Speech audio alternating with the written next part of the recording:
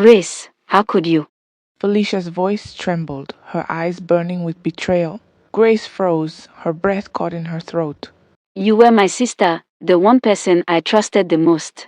Felicia continued, her words sharp and cutting like a blade. And you? Out of everyone in the world, you had to sleep with my husband. Grace tried to speak, but her voice faltered. The weight of her guilt pressed down on her like a suffocating fog. She whispered.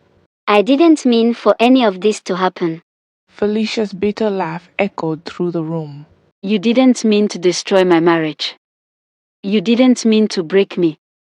You have destroyed everything I labored for. I'm finished. The silence that followed was deafening, thick with the agony of shattered trust. Welcome to African Folktales by Tammy. Please don't forget to hit the like button and subscribe for more interesting stories. Also share this story to someone who might be interested. Let's get into the story. Grace had always been the pillar of strength and wisdom in her family. People admired how she managed to maintain a balance between her marriage to John and her responsibilities as a mother to their 8-year-old son Noah. Their home was a sanctuary of love and warmth, with laughter echoing in the halls and joy surrounding every family gathering. To Grace, family meant everything. She had always believed that no matter the storm, family ties could never be broken. It was this belief that had guided her decisions, especially when it came to her younger sister, Felicia. The two sisters had always been close despite their differences. Felicia was impulsive and emotionally driven, while Grace was calm and calculating. Growing up, Felicia had often leaned on Grace during difficult moments, whether it was heartbreak or academic struggles. Now, years later, Felicia was married to Clinton, a man Grace had only gotten to know casually over time. Grace never thought there would be a day when Felicia would cry to her for help in her marriage. It was a sunny afternoon when Grace received the call that would change her life forever. She had been in the middle of preparing lunch when her phone buzzed insistently. Seeing Felicia's name on the screen, Grace picked up immediately. "Hey sis, what's wrong?" There was silence at first, followed by a muffled sob. Grace's heart sank. "Felicia, talk to me. What's going on?" "I can't take it anymore, Grace," Felicia finally whispered, her voice cracking with emotion. "Clinton and I are barely speaking. He doesn't listen to me, and every conversation turns into an argument. It's like he doesn't even love me anymore." Grace sighed softly, wiping her hands on a towel as she sat down. "Have you tried talking to him calmly? Maybe he's under pressure from work or something." "I've tried. He just shuts me out. And when he does talk, it's to criticize me." "Grace, I don't know what to do. I'm scared that I'm losing him." The desperation in Felicia's voice tugged at Grace's heart. She understood the fear of a failing marriage, even though her own was strong. John had always been supportive, but Grace knew that no relationship was perfect. Marriages took effort and patience, qualities she assumed both Felicia and Clinton would have developed by now. "I'm coming over," Grace said firmly. "We'll talk, and maybe I can help you both figure things out. Don't worry, okay? We'll get through this together."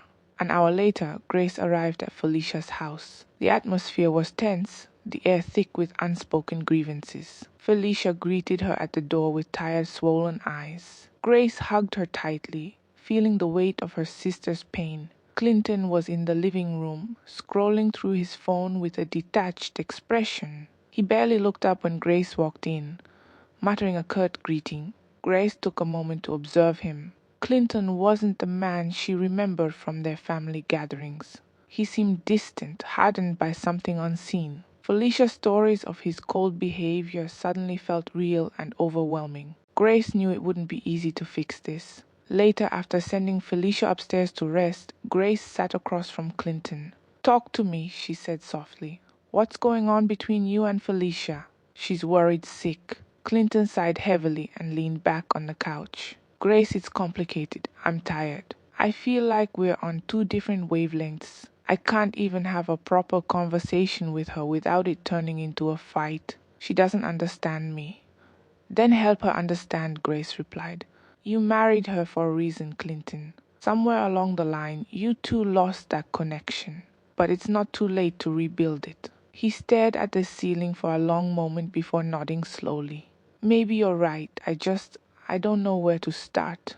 Start by being honest with yourself and with Felicia.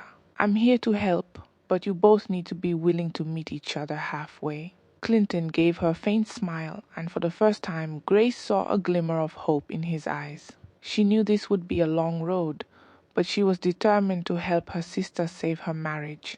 After all, family was worth fighting for, or so she thought. Little did Grace know, the decision she made that day would come at a cost far greater than she ever imagined. The days following Grace's initial visit to Felicia and Clinton's home were filled with awkward tension. Grace had promised to help mediate their issues, but it quickly became apparent that their problems were far more complicated than she had anticipated. Felicia grew defensive during conversations, often deflecting blame onto Clinton, while Clinton withdrew even further. Each time Grace tried to guide them toward healthier communication, one of them would shut down, leaving her feeling stuck in the middle. Despite the difficulties, Grace remained patient. She had seen strained relationships heal before, and she believed that with time and effort, Felicia and Clinton could rekindle their bond. To make things easier, Grace suggested meeting with each of them separately to understand their perspectives better. Felicia reluctantly agreed, though it was clear that she didn't fully trust the process. Clinton, on the other hand, seemed slightly more open to the idea, perhaps out of a sense of obligation rather than genuine enthusiasm. One evening, Grace sat with Felicia over tea in the kitchen, hoping to get her sister to open up more deeply. Felicia tapped her fingers anxiously against the table, her eyes darting around the room as if searching for an escape. "I just don't know who he is anymore," she muttered. "He used to care, you know. He'd surprise me with flowers or take me out just because. Now he barely looks at me." "Have you told him how that makes you feel?" Grace asked gently. Felicia sighed. "I've tried, but he always brushes me off. He says I'm too emotional, that I overthink things. It's like my feelings don't matter to him anymore." Grace reached for her sister's hand, giving it a reassuring squeeze. "Felicia, I know it hurts, but sometimes people grow distant without realizing it. Maybe he's dealing with his own struggles and doesn't know how to express them. Have you asked him about what's going on in his life?" Felicia hesitated. "No, I guess I've been too focused on how hurt I feel. But still, Grace, shouldn't he care enough to check in with me too?" "It works both ways," Grace reminded her. "If you want things to change, you both have to be willing to meet each other halfway." Felicia nodded slowly, but didn't seem entirely convinced. Grace could sense that her sister was still clinging to the resentment that had built up over time. It wasn't going to be easy, but she vowed to stay by her side and support her through this process. The following day, Grace had a private conversation with Clinton. They met at a local park where the atmosphere was calmer, free from the tension that seemed to envelop the house. Clinton appeared more relaxed outside of his home, though there was still a guardedness in his demeanor. "I appreciate you coming out to talk," Grace began, sitting beside him on a bench. "I know this situation isn't easy for you either." Clinton let out a weary chuckle. "Easy? That's an understatement. Felicia and we've been at each other's throats for months. I'm not even sure where it all went wrong." "Start from the beginning," Grace encouraged. "What do you think changed between you two?" He took a moment to gather his thoughts before speaking. "Honestly, I think we both had expectations that weren't realistic. I thought marriage would just work. Like once we said our vows, everything would fall into place. But life doesn't work that way. We've both made mistakes, and I know I've been distant.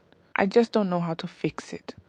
"Have you told Felicia any of this?" Grace asked. "No," Clinton admitted quietly. "Every time we try to talk, it turns into a fight. She accuses me of not caring and I get defensive.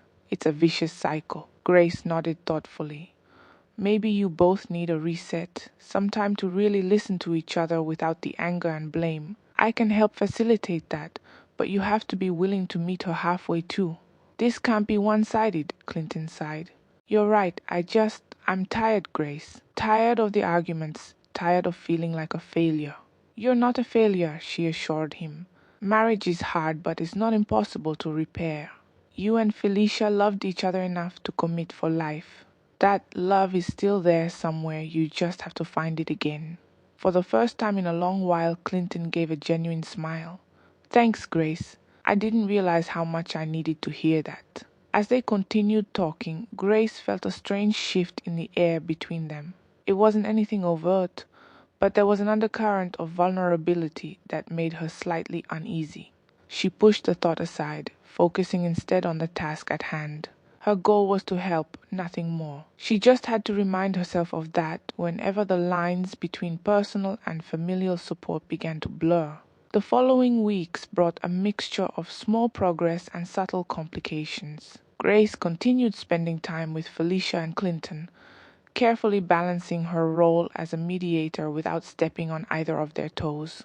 Yet it was becoming increasingly difficult to remain neutral. Felicia's frustrations were valid, but Grace had begun to see another side to Clinton, one that wasn't as cold or dismissive as Felicia often described. Clinton appeared more vulnerable in private moments, sharing aspects of his struggles that Felicia didn't seem to notice.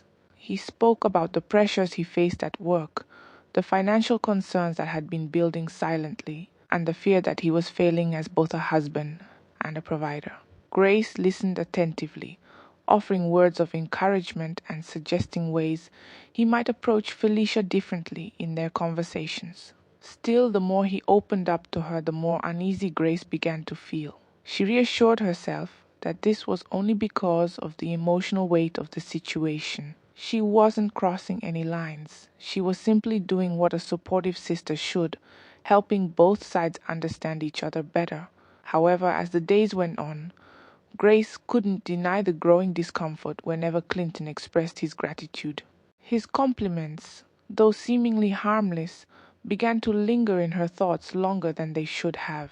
"You have a way of calming people," he told her during one of their late afternoon discussions. They had been sitting on the porch, talking about strategies to improve communication in his marriage. "Felicia has a good sister. You've been a blessing to us both." Grace smiled politely, brushing off the compliment. "It's nothing really. You and Felicia have a strong foundation. You just need to reconnect with it." "I hope you're right," he murmured, his gaze holding hers for a moment too long. Grace quickly looked away, pretending to check her phone. The moments of awkward tension began to multiply, small enough to be easily ignored but persistent enough to leave her unsettled. Grace found herself questioning whether she was spending too much time with Clinton. Felicia, however, seemed unaware of any underlying awkwardness. In fact, she had started to lean on Grace even more, often calling her late at night to vent. One evening, after a particularly heated argument between Felicia and Clinton, Grace received a desperate call from her sister. "Grace, I can't do this anymore." Felicia sobbed. "He's impossible to talk to. He acts like I'm the problem, like I'm overreacting to everything." "Take a deep breath," Grace urged. "You're both hurting, Felicia. You need to find a moment when neither of you is angry to have a real conversation.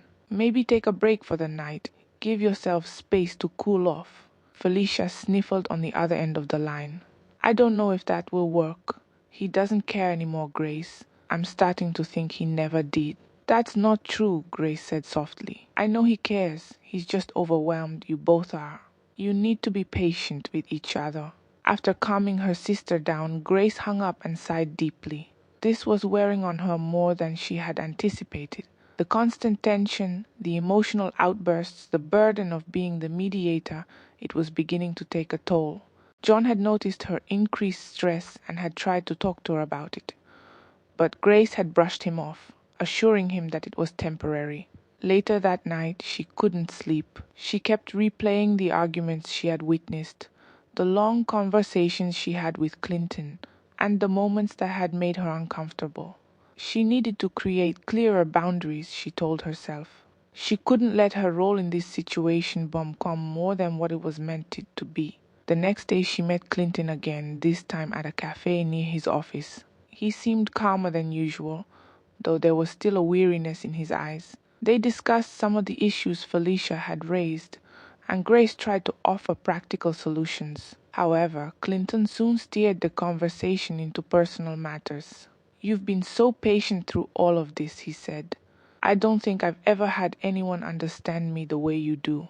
It's comforting. Grace tensed slightly but kept her composure. I'm just here to help you and Felicia, she replied carefully. That's what family is for. I know, he said, his voice softening, but I still appreciate you more than you know. Something about the way he said it sent a chill down Grace's spine.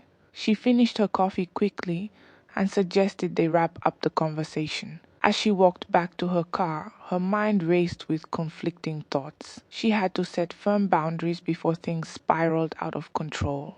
Grace didn't want to admit it to herself, but something was shifting beneath the surface, something that could shatter the delicate balance she was struggling to maintain. That evening, Grace could feel a storm brewing inside her.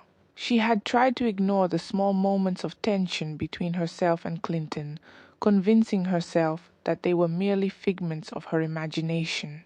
Yet, as the weight of their last conversation lingered, she found herself lost in thought. Why did his words seem to resonate in a way they shouldn't? Why did she feel so restless after their meetings?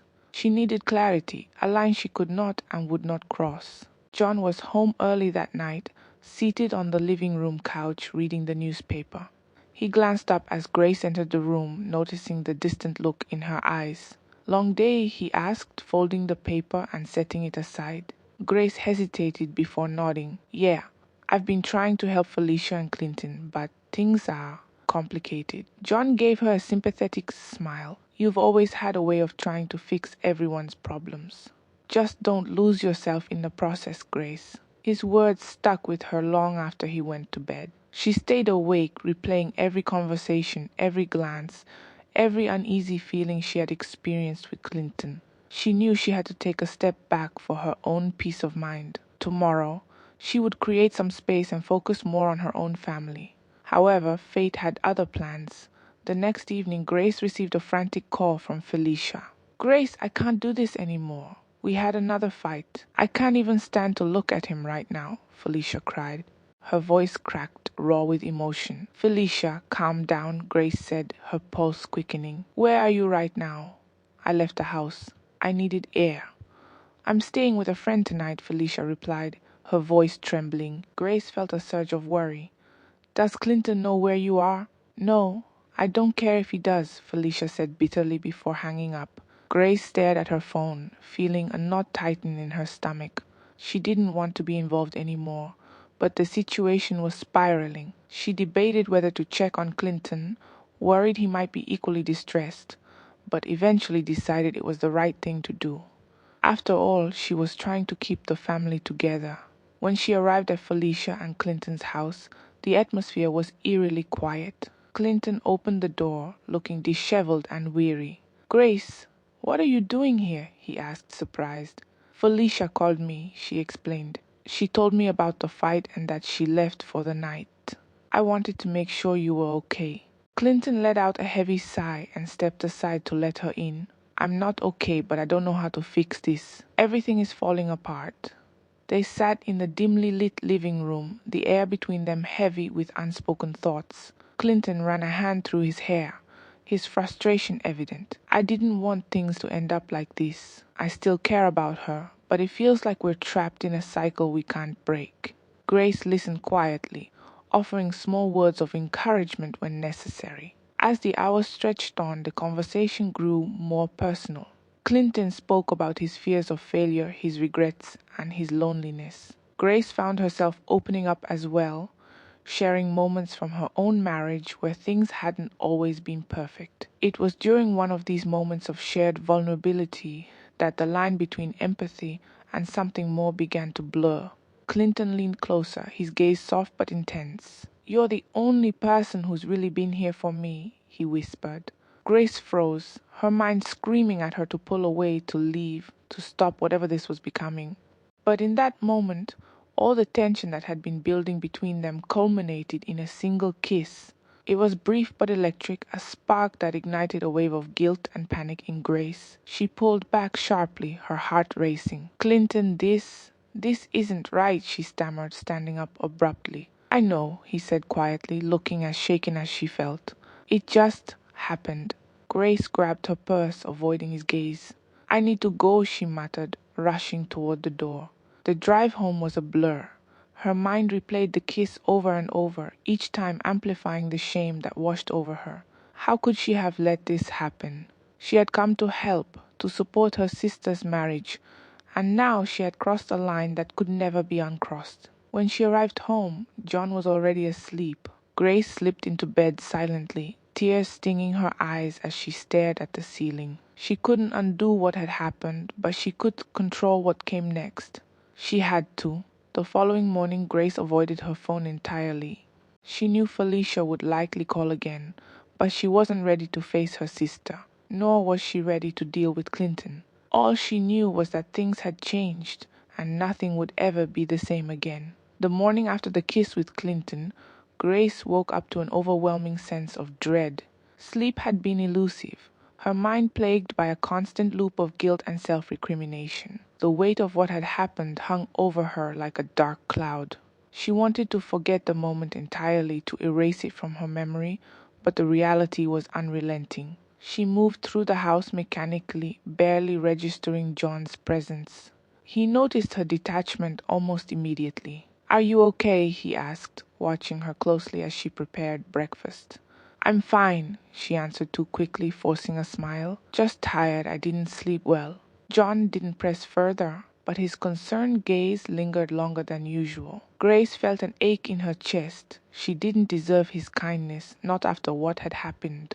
She needed to refocus her attention on her family and distance herself from the entire situation with Felicia and Clinton. But the universe seemed intent on making that impossible. Later that afternoon, her phone buzzed persistently on the kitchen counter. Grace hesitated before picking it up. It was Clinton. Her pulse quickened as she stared at the screen, her mind racing. She didn't want to hear his voice. She wasn't ready to confront the enormity of what they had done. After a few moments, she declined the call and placed the phone face down, trying to steady her breathing. Minutes later, a text message came through. "We need to talk." Grace deleted the message without replying. There was nothing to talk about, nothing to justify. She wouldn't allow this mistake to spiral further out of control. The more distance she could create, the better for everyone involved.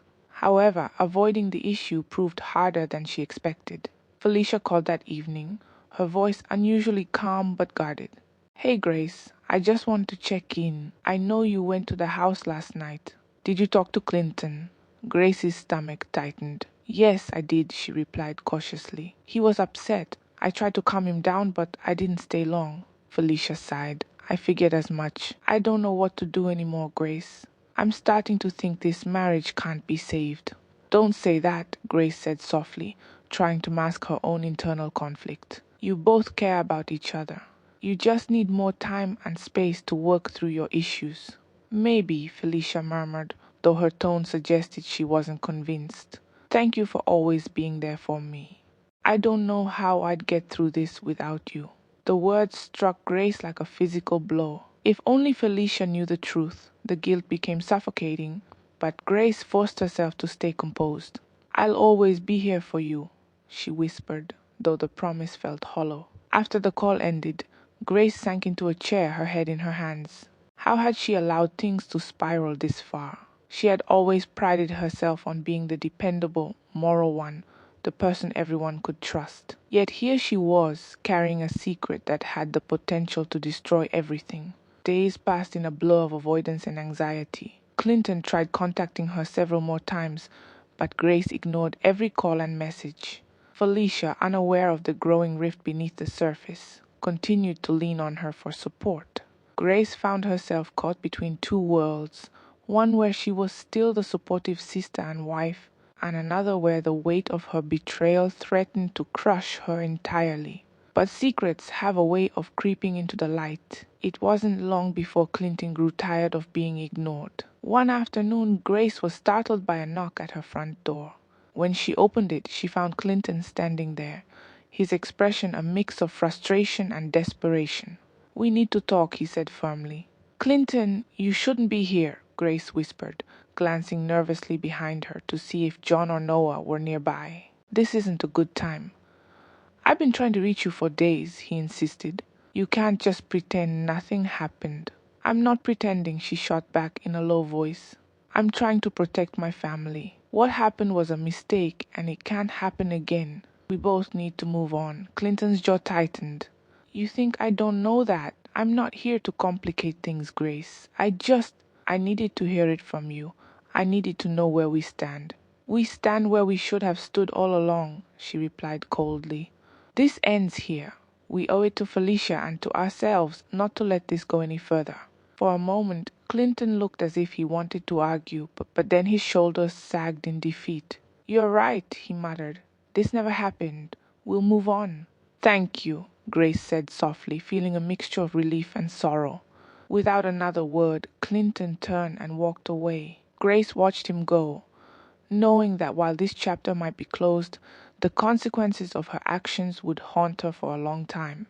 As she shut the door, she leaned against it, exhaling shakily. The damage had been done. Now all she could do was hope that no one would ever uncover the truth. But deep down, Grace feared that secrets like this had a way of refusing to stay buried. In the weeks following Clinton's unexpected visit, Grace tried to settle back into her normal routine. She threw herself into household chores, her work at the community center, and spending time with Noah. She convinced herself that if she stayed busy enough, the guilt and fear gnawing at her would eventually fade. But the truth was harder to shake than she had anticipated. John noticed her increased restlessness. He had asked her several times if everything was all right, but Grace had brushed him off with excuses about being tired or stressed from helping Felicia. She felt trapped in a web of her own making, unable to confess her burden without shattering the life she had built. Felicia's situation had not improved much either. The tension between her and Clinton continued to escalate, though Felicia now rarely discussed it in detail. Grace found this unusual but welcomed the distance it created. She dreaded every call from her sister, fearing that Felicia might have discovered the truth. But each conversation remained painfully normal, leaving Grace with a sense of impending doom. One evening, Grace received a text from Felicia asking to meet for dinner. It was the first time Felicia had suggested an outing in weeks. Grace hesitated before agreeing, unsure if she could face her sister without revealing her guilt through her body language or words. They met at a quiet restaurant on the outskirts of town. Felicia seemed calm but emotionally distant, a shadow of the vibrant woman Grace once knew. After exchanging pleasantries and ordering their meals, Felicia leaned forward, her eyes searching Grace's face. "How have you been holding up?" Felicia asked. Grace tensed. "I'm fine. I've just been worried about you. How are things with Clinton?" Felicia gave a bitter chuckle. "Complicated. I thought time would help, but it hasn't. We're just existing in the same space, barely speaking to each other unless it's about something trivial. I don't know how much more I can take." Grace lowered her gaze, unsure how to respond. "I'm sorry you're still going through this. Have you thought about seeing a counselor together?" "I mentioned it once," Felicia said, stirring her drink absent-mindedly. "He shut it down, said we don't need someone else telling us what's wrong with our marriage. Honestly, Grace, I'm starting to wonder if there's any point in fighting for us." Grace felt a surge of panic at the implication. If Felicia left Clinton, there was a possibility that the truth about her and Clinton could eventually surface. She needed to steer Felicia's focus elsewhere. "You both have been through a lot," Grace said gently. "Maybe you just need to take a break and reevaluate things. Sometimes a little distance can give you clarity." Felicia tilted her head, scrutinizing Grace. "You always know the right thing to say. I don't know how you stay so calm and collected through everything. You're like my anchor." The word stabbed at Grace's conscience. She forced a tight smile and changed the subject to lighter topics, desperate to move away from the emotional weight of their conversation. The rest of the dinner passed uneventfully, though Grace's nerves remained on edge. When she got home later that night, John was sitting on the couch, watching television. He muted the screen as she walked in, his eyes narrowing in concern. "Dinner with Felicia went okay?"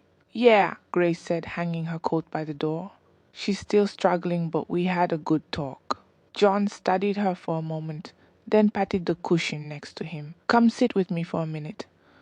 Grace hesitated but eventually sat beside him. John took her hand gently in his own. I know you've been carrying a lot lately. You've been distant, distracted. You don't have to handle everything on your own, Grace. I'm here too. The tenderness in his voice nearly broke her. Tears stung her eyes, but she blinked them away quickly.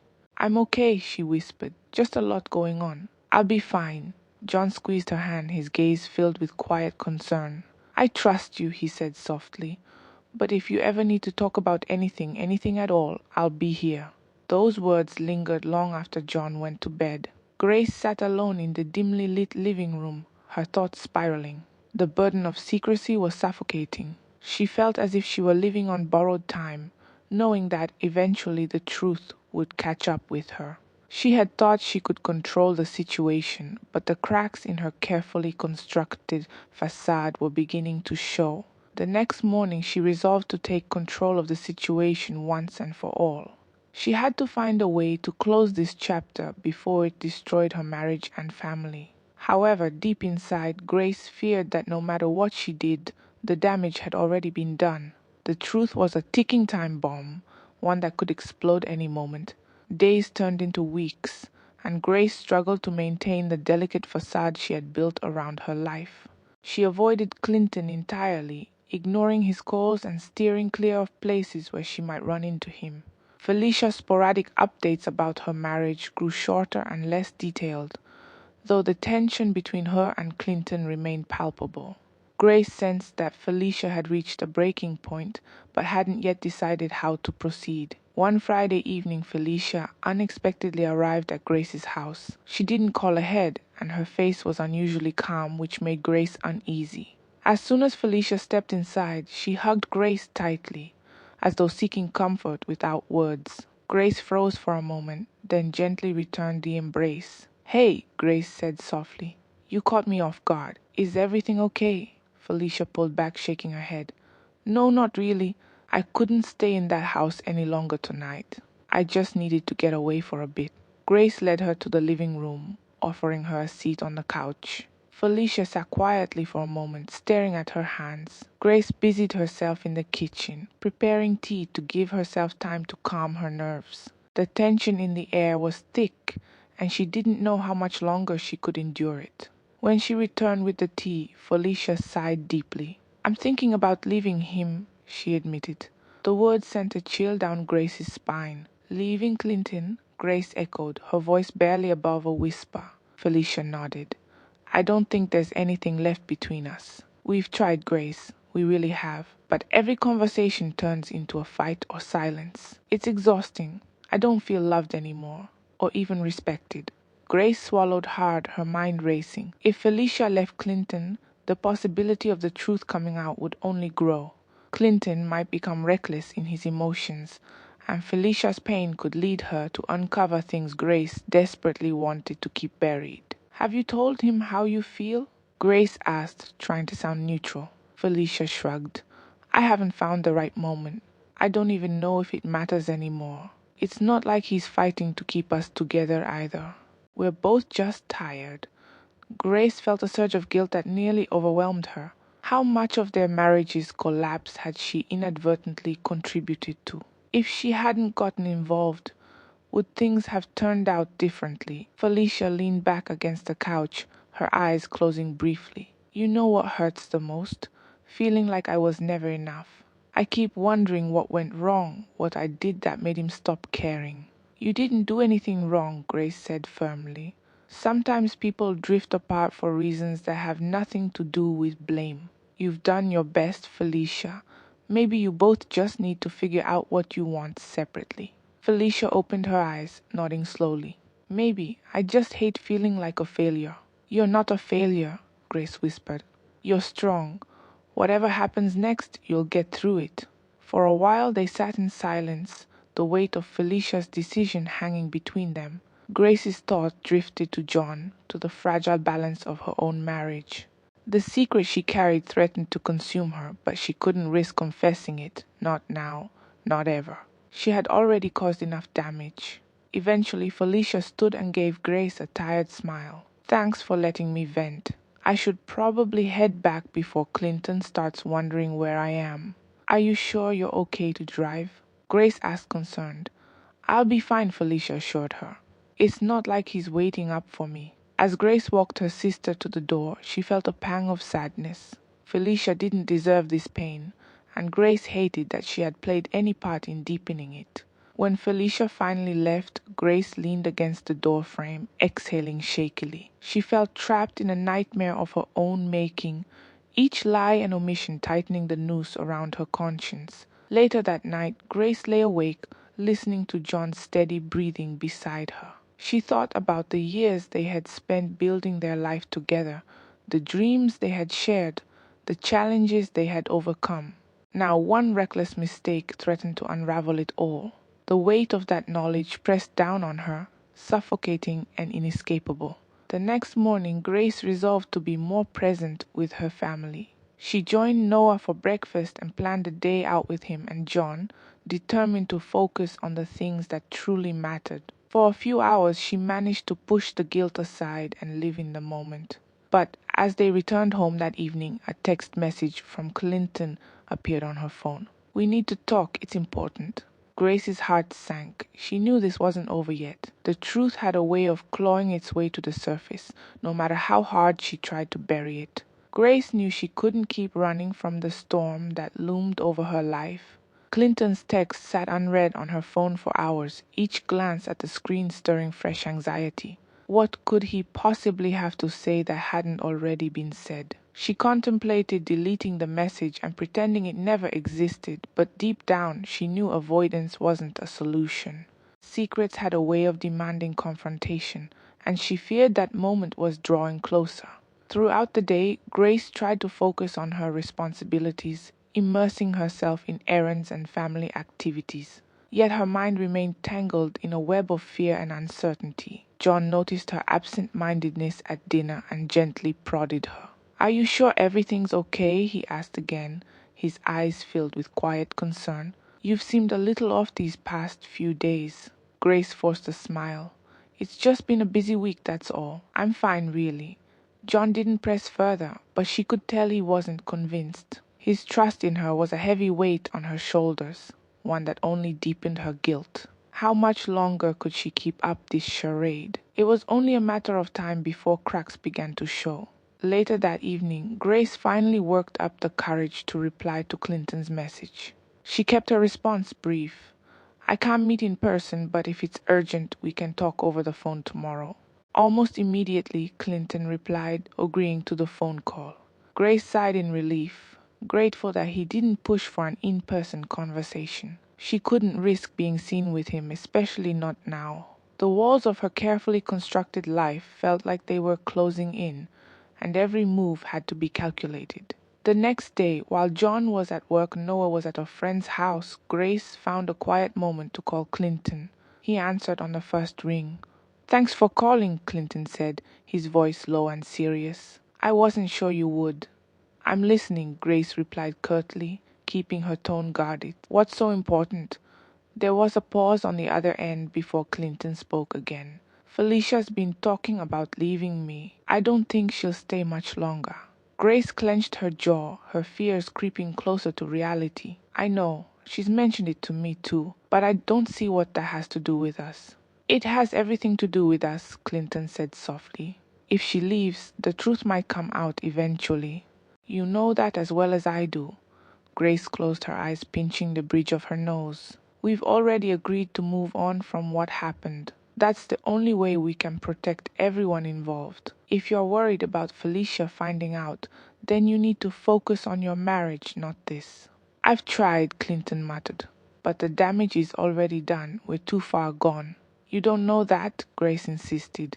You owe it to her to keep trying. Don't drag me into this. There was a long silence on the line. When Clinton finally spoke, his voice was laced with resignation. I didn't mean to make things harder for you. I needed to hear you say it again. That it's over.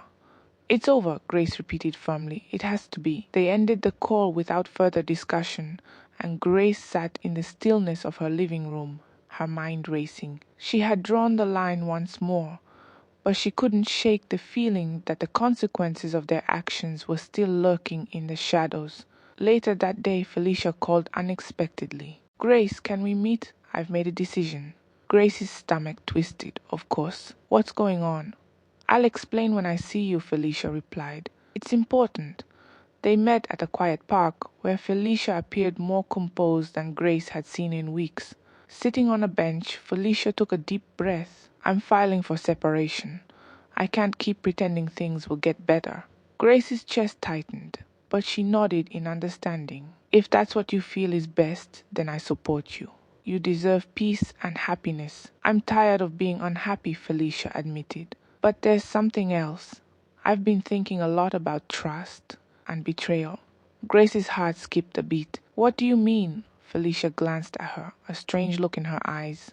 "I don't know. Maybe I'm just overthinking things. I've been feeling like there's more to what's happening with Clinton. Like there's something I'm missing." Grace fought to keep her expression neutral. "Relationships are complicated. Sometimes people grow apart without a clear reason." Felicia seemed to consider this, eventually nodding. "Maybe you're right. Either way, I need to move forward." As Felicia spoke, Grace felt the weight of her lie deepen. Felicia didn't know the full truth, but the cracks in the foundation were becoming harder to conceal. Every passing day brought her closer to the moment she feared most, that everything would come crashing down around her. The days following Felicia's announcement of her separation were filled with a strange mix of tension and relief. Grace kept waiting for the moment when her sister might confront her with suspicions or questions, but that moment never came. Instead, Felicia appeared more focused on moving forward with her life than on digging through the ruins of her marriage. It was both a blessing and a curse for Grace. Though the immediate threat of discovery seemed to wane, the guilt remained ever present. Grace tried to throw herself into family life, spending more time with Noah and John. She organized outings and family dinners, hoping to distract herself from the weight of her secret. John, though still concerned about her occasional moments of distraction, seemed reassured by her renewed efforts to connect. For a while, Grace convinced herself that she could finally leave the past behind and focus on rebuilding her peace. But secrets have a way of lingering. At odd moments, while folding laundry, cooking, or even playing with Noah, her thoughts would drift back to that night with Clinton. It felt like a ghost haunting her, a mistake that refused to fade despite her efforts to suppress it. Worse still was the growing sense that something was shifting in Felicia's demeanor. Grace couldn't quite pinpoint it, but there were moments when Felicia's gaze lingered a little too long, as though she were silently evaluating her. One afternoon, Felicia invited Grace over to her new apartment. She had moved out of the house she shared with Clinton and seemed eager to show off her fresh start. The apartment was small but cozy, with sunlight streaming through large windows and plants decorating the corners of the living room. Felicia greeted Grace with a smile, though it didn't quite reach her eyes. "Thanks for coming," Felicia said, leading Grace inside. "I thought it'd be good for us to catch up without all the drama hanging over our heads." Grace smiled, trying to match her sister's energy. "It's a nice place. You've done a great job making it feel like home." "Yeah," Felicia murmured, glancing around. "It feels good to finally have my own space. No more walking on eggshells." They sat down on the couch, sipping iced tea Felicia had prepared. For a while they talked about lighter topics, work, friends, and plans for the future. But eventually, Felicia's expression turned more serious, and she leaned forward slightly. "Grace," she began, her tone careful, "I need to ask you something." Grace's stomach tightened. She forced herself to keep her composure. "Of course. What's on your mind?" Felicia hesitated for a moment, as if weighing her words. "I've been thinking a lot about everything that happened between Clinton and me. There were times when I felt like I wasn't getting the whole truth, like maybe there was something going on that I didn't see." Grace's heart pounded in her chest, but she kept her expression calm. "What do you mean?" "I don't know," Felicia admitted, her brow furrowing. "I guess I've just been overanalyzing everything. You know how your mind plays tricks on you when you're going through something like this." I've been asking myself whether Clinton might have had someone else. Grace froze for a split second, quickly recovering before Felicia noticed. Why would you think that? Felicia shrugged. He became so distant, and sometimes I wonder if someone else was giving him the emotional support he wasn't getting from me. But I can't prove anything, and honestly, I don't know if I even want to. Maybe it's better to just let it go. Grace nodded slowly, swallowing the lump in her throat. Maybe it is. Sometimes holding on to those thoughts just keeps you stuck in the past. Felicia sighed and leaned back against the couch. You're right. I'm tired of being stuck. I just want to move forward and focus on myself. As they continued talking, Grace felt a wave of relief wash over her. Felicia was letting go of her doubts for now. But the conversation had served as a stark reminder that the truth remained precariously close to the surface. One slip, one wrong word could unravel everything. Later that evening, Grace reflected on the conversation, her mind swirling with conflicting emotions. She hated the deception she was living with, but knew that revealing the truth would destroy any hope of repairing her relationship with Felicia. More than ever, she understood the importance of protecting what little stability remained in their lives. However, the tension was far from over. Grace couldn't shake the feeling that fate was waiting for the right moment to expose her.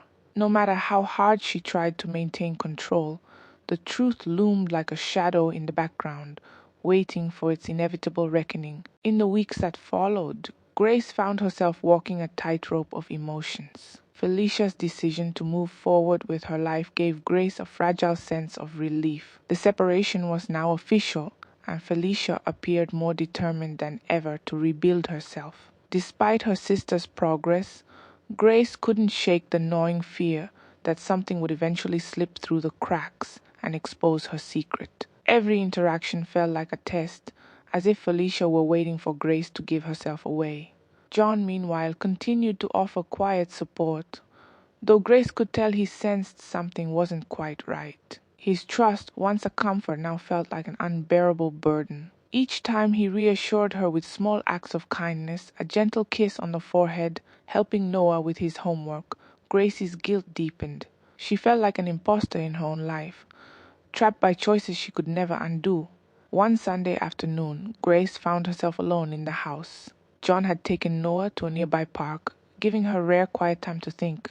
She sat by the window, watching the golden sunlight dance across the floor, lost in her thoughts. Her mind drifted to the fragile connections that had once anchored her, her marriage, her sisterhood, her sense of self. All of it felt fractured now, held together by lies and pretense.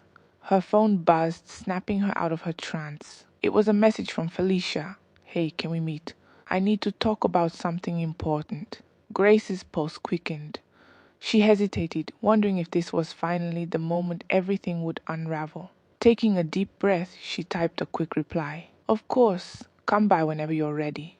An hour later, Felicia arrived. Grace opened the door and was struck by her sister's calm demeanor. Felicia looked more composed than she had in weeks, but there was a seriousness in her eyes that made Grace's nerves spike. They sat together in the living room, the atmosphere thick with unspoken tension. I've been thinking a lot lately, Felicia began, folding her hands neatly in her lap, about life, relationships, and what I want moving forward. Grace forced herself to appear relaxed. That's good. It's important to reflect, especially after everything you've been through. Felicia nodded slowly. I've also been reflecting on trust. You know, for the longest time, I thought I could trust certain people without question, but life has a way of teaching you otherwise. The words felt like a dagger to Grace's chest. She struggled to maintain eye contact, her heart racing. What do you mean? Felicia tilted her head slightly, studying her. I've learned that not everyone is who they seem to be. People you love can betray you without you ever realizing it. Sometimes it's not even intentional. They get caught up in situations and make mistakes. Grace's throat tightened. Felicia, if there's something you need to say, just say it. For a moment, Felicia hesitated. Then she shook her head, a sad smile crossing her lips. It's nothing specific. I guess I'm just finally accepting that trust has to be earned, not given blindly. I've made peace with that. Grace exhaled quietly, the tension easing slightly. I think that's a wise perspective. You're stronger now than ever before. Thanks to you, Felicia said softly. You've been my rock through all of this. I don't know where I'd be without you. The words cut deeper than Grace expected. She blinked back tears, overwhelmed by the weight of Felicia's gratitude. She didn't deserve it, not after what she had done. But in that moment, Grace realized that the best way she could atone was by never betraying Felicia's trust again. The past couldn't be changed, but she could control her actions moving forward. After Felicia left, Grace sat in silence, reflecting on everything that had led them to this point. She thought about the advice she wished she had given herself months ago. Life had taught her painful but valuable lessons about boundaries, trust, and the cost of meddling in matters that didn't belong to her. Later that night, as she lay beside John, Grace whispered softly to herself as if making a vow. Never again. In the weeks that followed, Grace slowly began to rebuild her sense of peace. She distanced herself from the turmoil of the past and focused on strengthening her family. Felicia, too, found her footing, embracing her independence and healing from the wounds of her broken marriage. Though unspoken, there was an unbreakable bond between the sisters, a shared understanding of the pain and resilience that had shaped them. As life moved forward, Grace carried a new clarity within her. She had learned a hard lesson about the dangers of crossing emotional boundaries, about the hidden motives that could exist even among loved ones. With time, she hoped others might learn from her mistakes. For those who sought advice, Grace's message was simple. Be cautious about involving yourself in the personal struggles of others, especially family. Lines can blur faster than you realize, and not everyone is as trustworthy as they seem. Protect your peace and guard your heart. Trust is fragile. Once broken, it may never fully heal. We've come to the end of this story. Please subscribe to my channel to support me. Thank you.